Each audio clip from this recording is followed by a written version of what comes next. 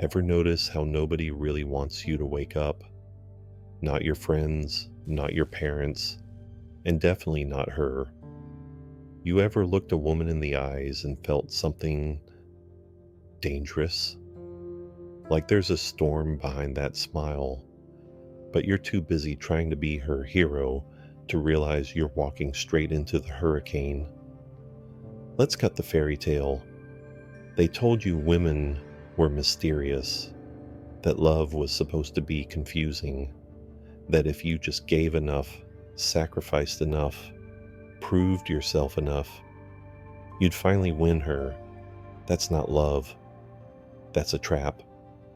And it's one every man's been set up to step in. Socrates. He didn't run from the truth just because it hurt. He ran toward it, no matter how much it burned. He figured out something the world still doesn't want you to know, that the thing you call love is sometimes just a beautiful mask over a brutal game.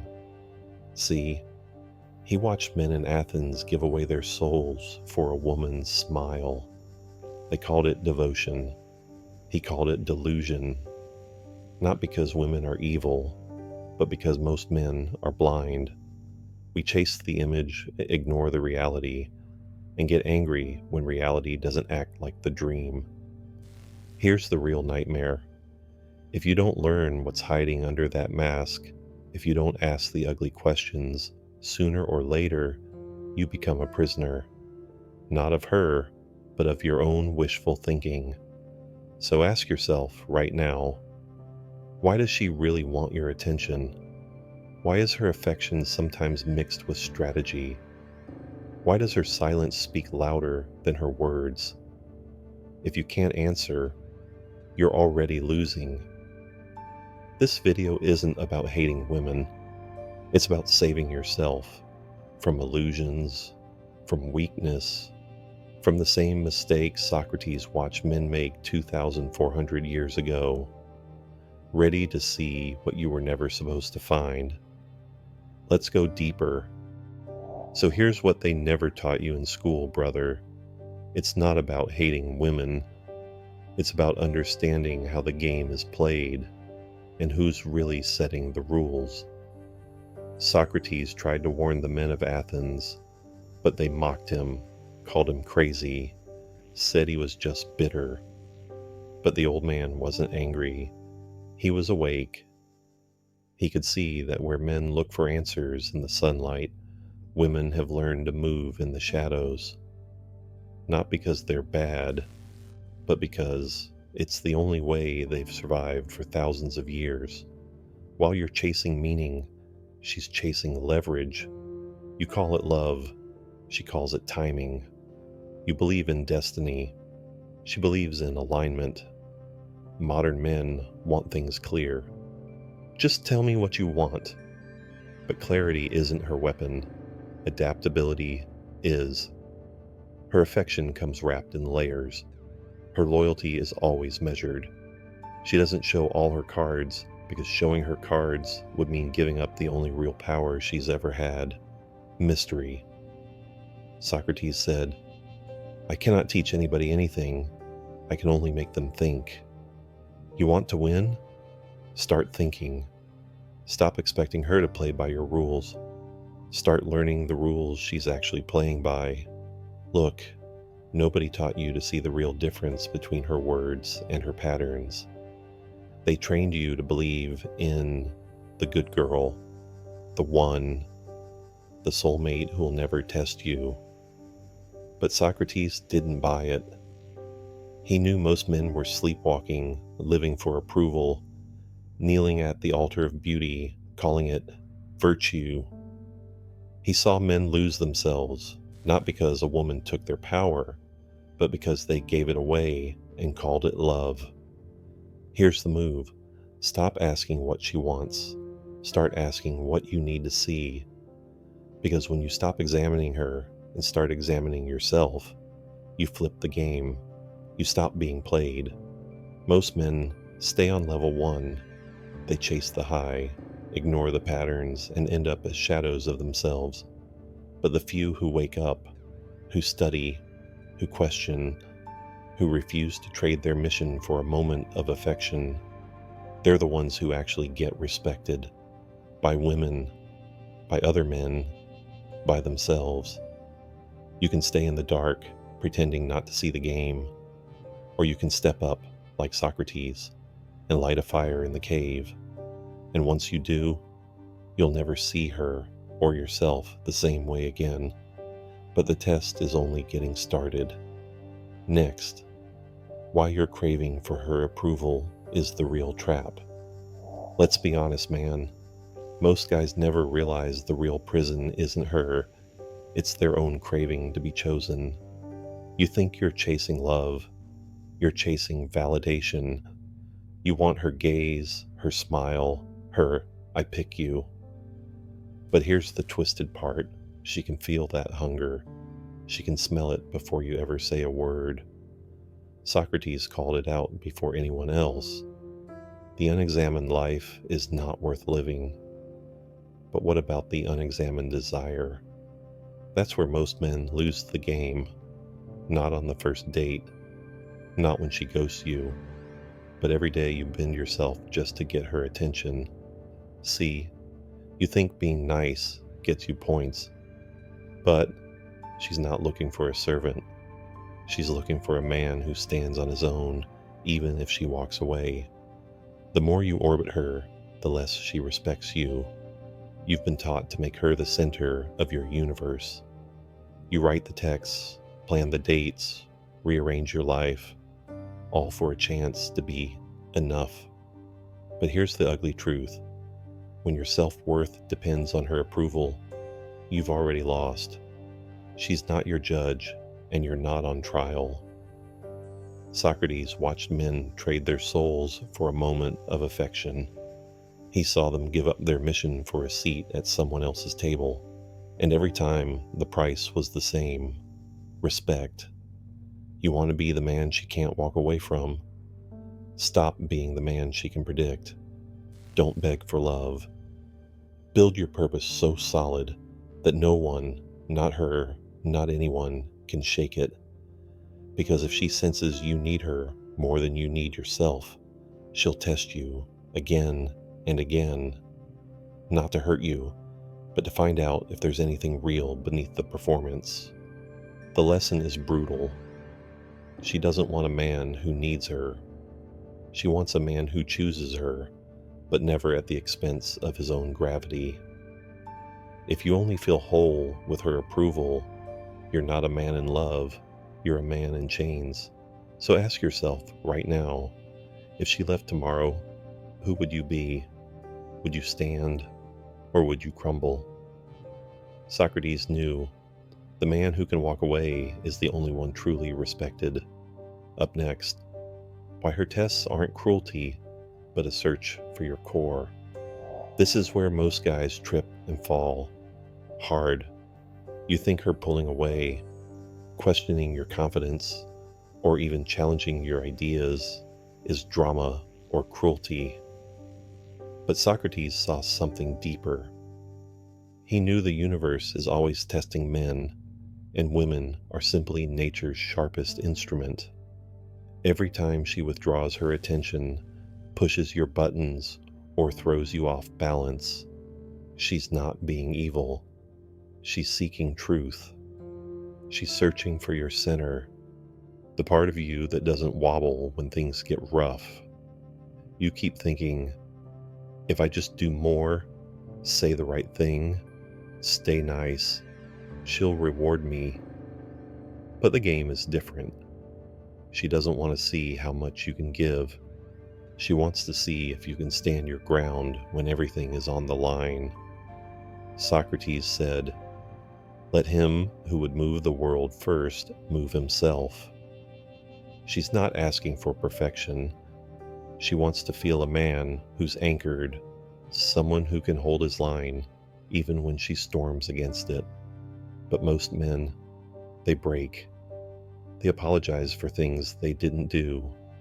They shrink, bend, and try to fix the discomfort, when what she really wants is to see if your backbone is real. It's not about winning against her or putting her in her place. It's about showing, by your actions and your presence, that nothing, not even her affection, can buy your soul. She's testing for strength, not compliance. And the moment you stop fearing her tests, you start passing them. You don't need to yell. You don't need to play mind games. You just need to be so dialed into your mission, your values, your identity, that no storm can shake your foundation. She wants to feel your gravity, because a man who can't be moved by her tests, that's a man she can finally respect. And here's the kicker. Most men blame women for the pain of the test, instead of seeing it as an invitation to rise. In the next section, we'll break down what Socrates called the order of the soul, and why most men are failing themselves before they ever fail her. You've been told that being a good man means making her happy, reading her every mood, giving up pieces of yourself so she never feels discomfort. But Socrates, he warned us, that's the path to becoming a ghost in your own life. He spoke of the soul's true order: reason above impulse, mission above mood, values before validation. Most men flip that script. They put appetite, lust, loneliness, approval on the throne. They let a woman's love, or even her attention, dictate their worth. It's not that she wants to control you. She simply can't respect a man who's already surrendered himself before the battle even begins. Socrates said, "To find yourself, think for yourself." That means standing for something, even if she tests it, even if it means risking her approval. Women will challenge you, not because they're cruel, but because nature wired them to seek the strongest foundation. A man who collapses for her comfort is never a man she can truly trust. You see it everywhere. Men addicted to her smile, desperate for her good morning text, lost the second she pulls away. They recite the lines she wants to hear, shapeshift their personalities just to fit her moods, and then wonder why she slowly loses interest. It's not mystery, it's biology. A woman wants to feel a man who's already whole, who leads himself first, not a man who needs her to complete him. That's why Socrates told us, the highest virtue is self-mastery. But here's the catch. Most men don't even know what their mission is. They've made her the mission, and you can't lead anyone if you're not leading yourself. So what happens? You shrink to fit her vision. You apologize for your strength. You water yourself down to keep the peace. And piece by piece, she stops believing in you because you've stopped believing in yourself. This is the real danger. She tests for strength, finds none, and the relationship slowly dies in silence. Ready to break out? In the next section, we'll expose the death spiral of pleasing men and how Socrates taught men to reclaim their power before it's too late. Let's get darker for a second. Most men don't even notice the trap closing around them. They start off strong, full of fire and intent. But little by little, they trade it all away for comfort, approval, and peace. It doesn't happen in a single night. It happens drip by drip. Every time you swallow your truth, bend your will, or trade your edge for a smile. Socrates saw this death spiral for what it is, the slow erosion of your soul. You think you're buying harmony, but what you're really selling is your own power. You become a shadow, your boundaries blur. You become the guy who apologizes for wanting anything at all. And here's the evil part. She'll test you even harder, not out of spite, but instinct.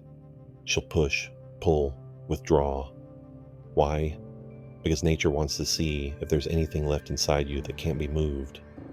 If you keep folding, She loses faith, not because you failed her, but because you failed yourself. Socrates warned, be as you wish to seem, not be what she wishes you to be. Big difference. A woman doesn't want a chameleon, she wants a force. She doesn't want a servant, she wants a standard. But here's the twist. Most guys realize this too late. By the time you wake up, the fire's gone. She's lost respect. You're not a villain, you're just invisible. And that's a slow death for any man. Here's the way out, and it's not complicated. You stop asking, how do I keep her happy? And start asking, how do I stay true to myself no matter what? You hold the line. You say what needs to be said. You risk her anger, her silence, even her walking away. Because only a man willing to lose her is a man she can't replace. This is what Socrates called the examined life. It's not about controlling her. It's about controlling yourself. In the final section, I'll show you how to rise from the ashes, how to become the man women can't help but respect, and how this truth will set you free, even if it costs you everything. All right, brother, here's where it all changes. You've seen the trap. You've felt the pull, the slow suffocation that comes from living for her validation. But now it's time to bury the old script and start writing your own. Socrates didn't die for nothing. He chose truth over comfort, clarity over applause. He wasn't out here to win popularity contests or to play by rules written by people who feared his mind. He lived and died unbent. That's your mission now. It's not about becoming cold or distant. It's about becoming so solid, so deeply rooted in your own code, that nothing and no one can shake you. Women will test you. Society will mock you. Weak men will call you heartless. But the more you stand, the more you live by principle, not for her, not for likes, but for yourself. The more you radiate something she can't find anywhere else, certainty. When you stop chasing, you become the gravity in the room. She orbits you, not because you forced it, but because she feels the pulse of a man who doesn't need her to breathe. You are the storm's eye. You are the mast, not the sail. You are the reason she softens, the standard she secretly craves. Because here's the secret. A woman can only truly respect the man she cannot move, not because he's cruel, but because he's complete. You were not born to bend for her approval. You were born to lead, to build, to seek truth, even if it leaves you standing alone. You were born to become the man who could walk away and still feel whole. That's what Socrates meant by know thyself. Not to please the world, but to stand unmoved in it. So what do you do now? Cut the addiction to approval. Speak your truth, even if your voice shakes. Stay on your mission, no matter who enters or exits your life. Hold the line, especially when it would be easier to fold. The world doesn't need more men desperate for love. It needs more men worthy of it. If you felt this, don't just listen. Become it. Subscribe. Share this message with another man who needs it. Because the truth, women don't want you to find this video, but you did, and now you can't unsee it. Welcome back to yourself.